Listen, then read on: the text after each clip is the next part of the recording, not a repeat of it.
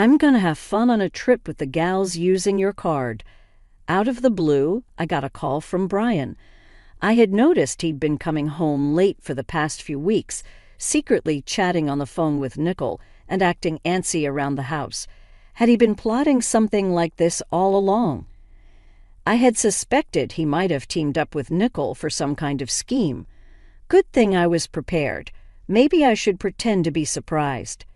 "Here, mine, huh?" "What do you mean?" "Explain." I already knew Brian was leaving for a trip today. Honestly, it's unbelievable. If he's trying to pull one over on me, I wish he'd plan it out better. I had been patient with everything until today, but now I only felt the urge to get back at him. There's no way I wouldn't have a revenge plan ready. It's about time we fight back against those insufferable siblings after all the patience we've shown. Once today is over, I reckon everything will clear up. I hope they're having fun on that trip, not realizing one of their fellow travelers is on my side. My name is Pamela Smith. I'm 33, living in a house with my husband Brian. Right after high school, I started working at my current company. After gaining some experience and being recommended by my boss, I acquired several certifications. In this company, if you have certifications and a proven track record, you're valued. I even got a position when I was about 21, and it seems I was the only one to get such a role so young, even though it's just a lead position. I secretly aspired to reach at least the rank of a department head. After some time had passed, a few new employees joined the company, and among them was Brian. Though I'm younger than him age-wise, I'm his superior at work. I was assigned to train Brian and 2 others, a total of 3 people. "Pamela, you're pretty close in age to us, right? And you're a supervisor. Seriously." "Yeah, I think I may be a year younger or so. I've been working here ever since I dropped out of my high school, so I've got some experience under my belt." "I see that you have your career plans well laid out early on. That's impressive." He'd often complimented me back then. Brian started pursuing me, and I reluctantly began dating him, but before I knew it, I had fallen for him. From there, I guess our relationship was pretty typical. We'd go out for dinner or drive around, and before long we moved in together. After moving in, I started to notice Brian's sloppiness. I thought maybe he trusted me enough to be himself, so I tried not to mind it too much. After living together for a while, Brian proposed, and I said yes. Then we sat down to discuss our future. "I'd like you to quit your job and become a stay-at-home wife. You work and earn money, and you can take care of the house. That's the dream. I also want kids soon, and I'm looking forward to buying a home and our wedding. I'm thinking of wedding, home, then kids, in that order. What do you think, Pamela?" "You know, Brian, that plan sounds great. I don't really mind the order either, but money is a concern, even with our savings, you know. And I don't plan on quitting my job. Even if we have kids, we can work by being flexible. I'm a bit worried about the finances if we buy a house." "Yeah, I get that. But I hate that you earn more than me. Still, I want our house. I was thinking of buying one right after our wedding. That might be tough. I already earn more than you do, so how about we manage the wedding and the house for now and think about kids later? We can decide what to do about my job then." "All right, let's do that." Honestly, I didn't want to quit my job, but I felt like suggesting this. Otherwise, Brian might be demanding forever.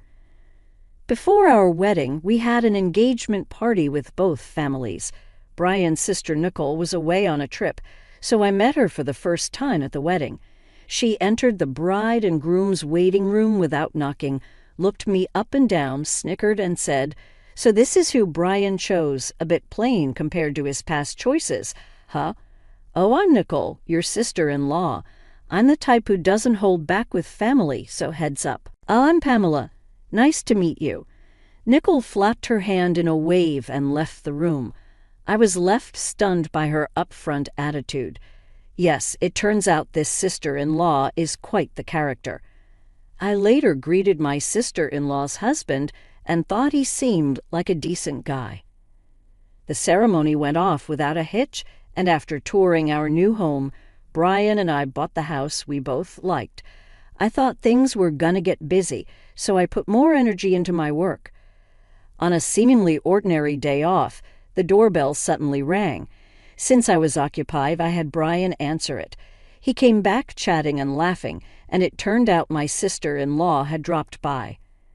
"Pamela, hey there. Brian's doing pretty well, owning such a big house. Good for him, after all, he's my little brother, right? I've been working hard. Make yourself at home. Pamela, don't we have some snacks or something? My sister's here, so hurry up." I felt something was off with Brian's behavior. He started acting all high and mighty because his sister was here, and he probably told her he bought the house himself. I contributed to the down payment and in paying the mortgage, but Brian really wanted his name on the title, so I gave in. Since we were living together, I thought it didn't matter whose name was on it, but the way he explained it to his sister kind of irked me. But I decided to hold my tongue and not make a scene. "Here's some snacks. Brian works really hard, you know." Why does Pamela sound so bossy? She's not the boss or anything. Well, I am Brian's supervisor at work. Oh, that's right. Did I not mention that? When I started the job, Pamela was already a manager. Since she started working right after dropping out of high school, it couldn't be helped. If it were me, I'd surpass her in no time. Wait, you dropped out of high school? You look so serious, and yet you're less accomplished than me.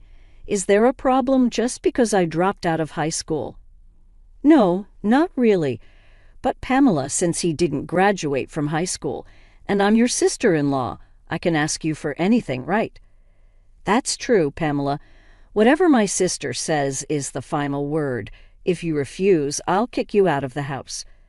I struggled to understand what this sibling pair was talking about. What's the point of she can ask me for anything because I do not have a high school diploma and she's my sister-in-law? And if I don't listen, I'll be kicked out of the house? What kind of nonsense is this? Is this a joke? I gave a polite smile and quickly escaped to the kitchen. I could hear Brian's voice from the kitchen, and from what I gathered, they seemed serious about their earlier conversation. After their conversation, my sister-in-law came into the kitchen. "Pamela, hey, I've got a favor to ask." "What's up?" "I kinda need to borrow a little money, like $5,000. Please." "How is that a little money? That's a lot. What do you need it for anyway?" "Come on, it's just $5,000. You're a supervisor, right? You must have a good salary." "Oh, right. I needed to cover the remaining renovation costs. Didn't you just brag about your new condo the other day?" Did I? Anyway, just hand it over. Brian told me he'd lend it to me and said I should ask you." "What? Why would he decide that without asking me?" "Listen, Pamela, either give me the money or I'll call the boss right now and tell him you want to quit. Which one do you prefer?" All right, Nicole. I'll lend you the money, but on one condition. We need to draw up a promissory note." "What? Even though we're family, I want it in writing. So when you come to get the money, make sure to bring your ID with a picture, okay?" "Ugh, such a hassle, but fine. If you're gonna give me the money, I'll be over tomorrow night." And so I decided to lend my sister-in-law the money. I had this gut feeling that getting her to sign a promissory note was essential. Even though Nicole grumbled, she did bring everything I asked for the next day. But seriously, I never knew how much Brian was spoiled by his sister until we got married. It's just ridiculous. I bet no matter what I said, it wouldn't have made a difference. Later on, I found out Nicole used the money to buy designer stuff, and once I lent her money, she kept asking for more without any hesitation. Of course, I made her sign a note every single time. In a month, she had borrowed about $12,000 from me. Just when I thought this was becoming too much, I got called into the boss's office. Turns out they wanted to promote me from a supervisor to a manager. I was over the moon. I couldn't wait to get home and share the good news with Brian, who had taken the day off. I'm home, Brian. Guess what? Welcome back, Pamela. You seem really excited. What happened? Today, my boss called me in, and guess what?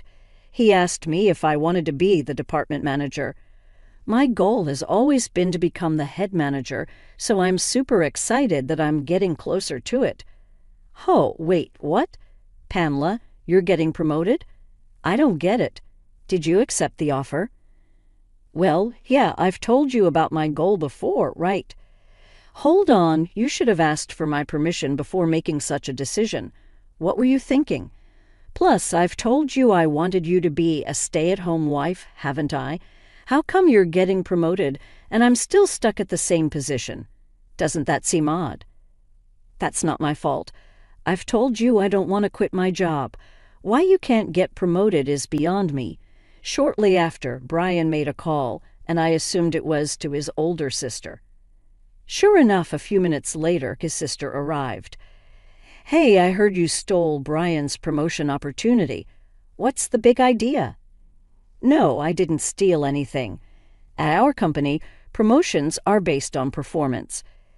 So you're saying Brian's incompetent at his job. How dare you look down on him as his wife? This is ridiculous. Let's go grab some barbecue on her dime. They rummaged through my purse and took my bank card. I tried to resist, but they were 2 against 1, and I ended up being restrained. The 2 of them left laughing. Tears welled up in my eyes. I shouldn't have married such a man. It's too late for regrets. I need to find a good divorce lawyer. That night, Brian didn't come home. The next day, when I went to work, Brian had already arrived and came up to me with a smug look, saying, "Yesterday was a blast. Eating on someone else's dime is the best. Thanks for the treat." When he handed me the receipt, I saw he'd been to an upscale barbecue restaurant, and the bill was $1,200. There were also receipts from luxurious bars that totaled an unbelievable $6,000. I wanted to snap back, but more and more employees were coming in, so I held my tongue. On my way home, I checked how much was withdrawn from the bank, and to my shock, it was $8,000. I confronted him when I got back. "Brian, what were you thinking? Taking out $8,000? Fancy barbecue and luxurious bars?"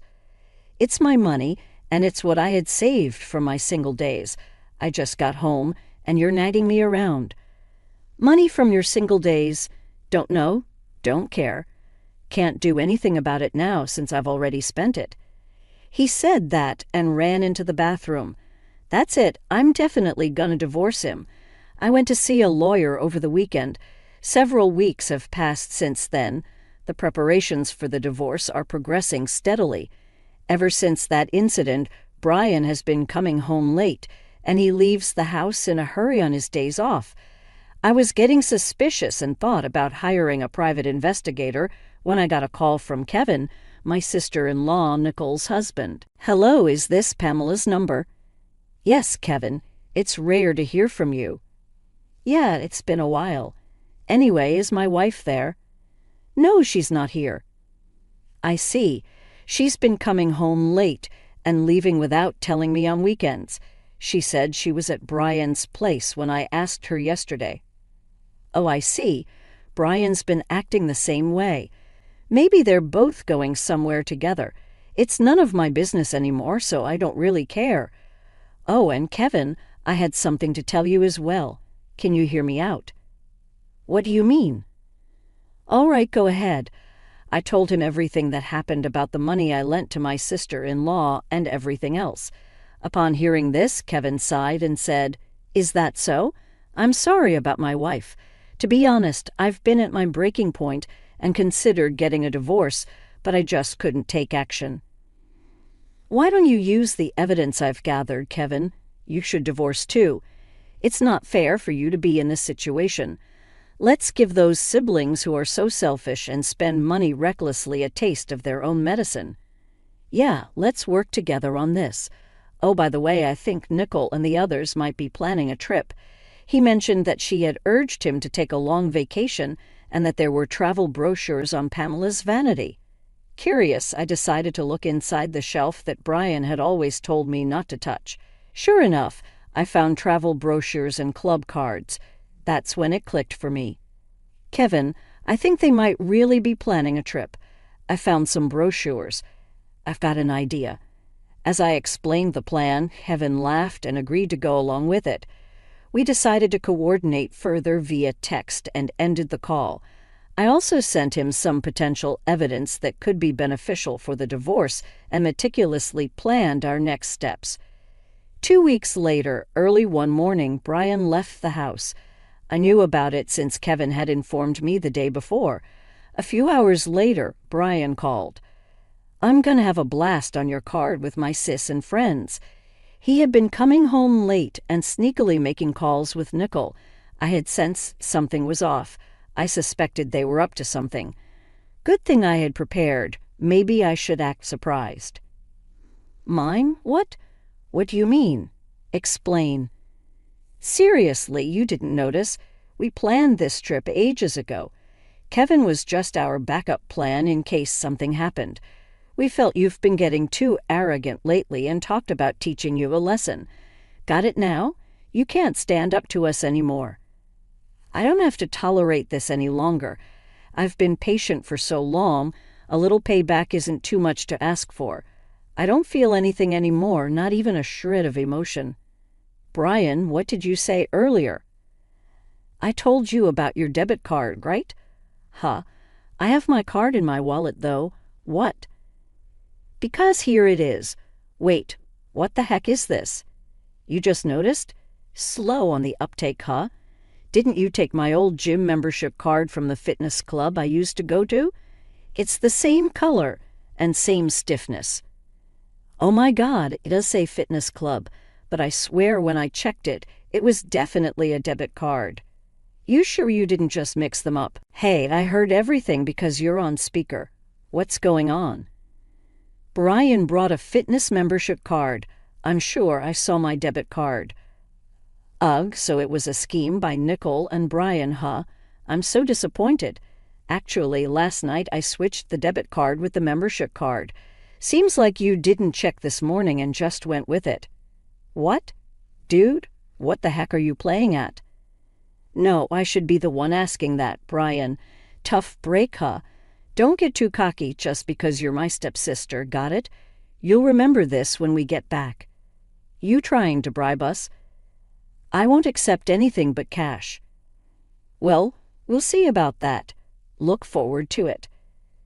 "That's beside the point. What should we do now?"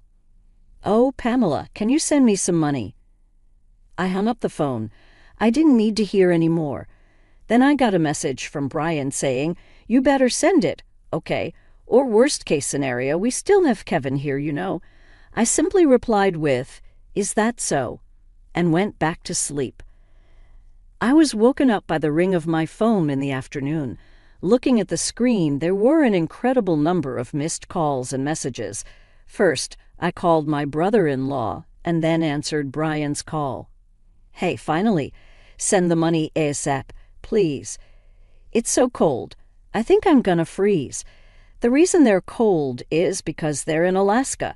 Considering it's February, you can imagine it must be freezing. If Brian and his group are saying they're cold, seems like my plan worked." "Really? You said Kevin would help, right? Or is he not there?" "What do you know something? Anyway, it's freezing, and Kevin's not here." "Should I clue you in? Since you and Nicole teamed up, Kevin and I did too. Simple, right? Now, do you get why I entertained you guys for so long on that first call? To buy time. And Kevin, he hopped on another plane and is coming back here." I hung up once I got word he boarded the plane. "Got it. What's your deal with my husband, huh? Don't tell me you're wrong. We teamed up to get back at you. Now find your own way back. See you." And with that, I hung up.